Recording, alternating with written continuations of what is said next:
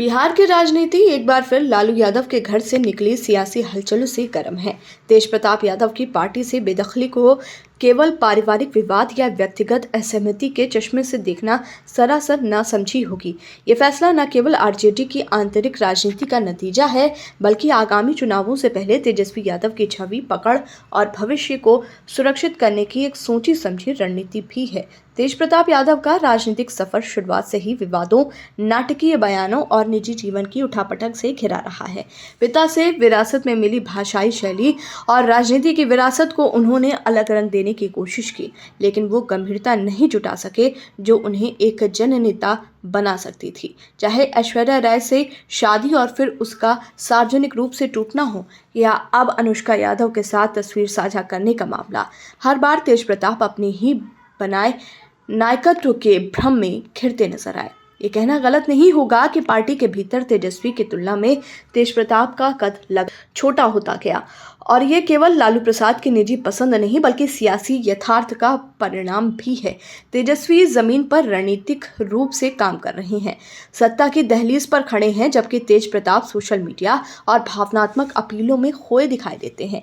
लालू यादव के इस कदम को लेकर कई सवाल खड़े होते हैं। क्या ये वाकई नैतिकता की लड़ाई है, या केवल तेजस्वी की राह से कांटे हटाने की एक सियासी स्क्रिप्ट?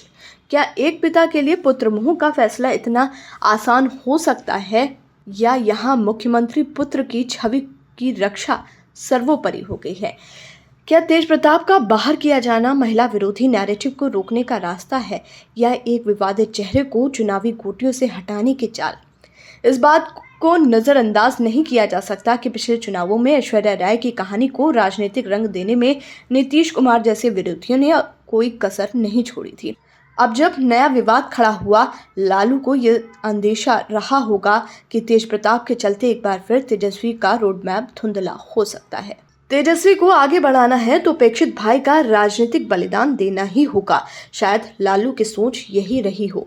बिहार की राजनीति में ये घटना एक बड़ी मिसाल भी है कि कैसे परिवारवाद से उपजी पार्टियों में सत्ता का केंद्र कोई नाम नहीं बल्कि वो चेहरा होता है जो जीत दिला सके।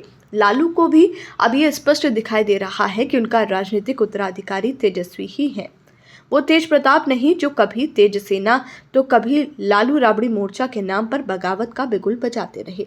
लेकिन इस कहानी का सबसे त्रासद पहलू ये है कि लालू परिवार की ये महाभारत अब पूरी तरह सार्वजनिक हो चुकी है। एक समय जो भाई खुद को कृष्ण और अर्जुन कहते थे, अब एक दूसरे की रणनीति को मात देने में लगे हैं।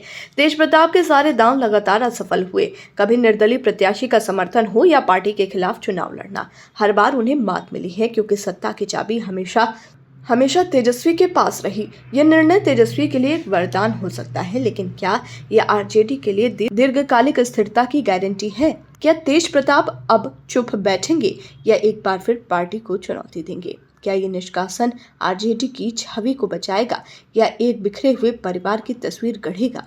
और सबसे बड़ा सवाल, क्या बिहार की जनता अब भी परिवारवादी राजनीति के इस निजी ड्रामे को गंभीरता से लेती है?